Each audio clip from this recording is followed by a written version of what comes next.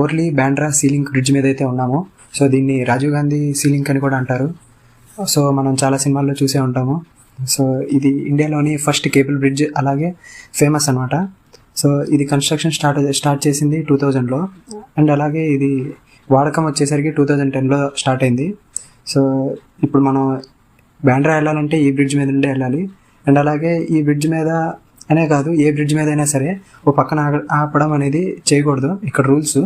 And అలాగే toll gates అనేవి ఏ flyover ఎక్కినా టోల్ గేట్స్ ఉంటాయి మీకు. సో ఈ బ్రిడ్జ్ వచ్చేసరికి చూశారు కదా, చాలా బాగుంటుంది. అండ్ అలాగే ఇండియాలోని పాపులేషన్ ఎక్కువగా ఉన్న సిటీ అనమాట ముంబై అనేది.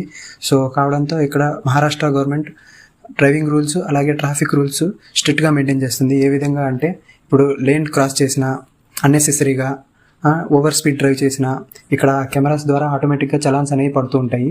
సో మనమైతే ట్రాఫిక్ రూల్స్ ఇక్కడ తప్పనిసరిగా ఫాలో అవ్వాలి, ఎందుకంటే మన సేఫ్టీ పరంగా అండ్ అలాగే ఈ చలాన్స్ పడకుండా ఉంటాయి. సో ఈ వీడియో మీకు నచ్చుద్ది అనుకుంటున్నాను. సో ఎండ్ వరకు అయితే తప్పకుండా చూడండి.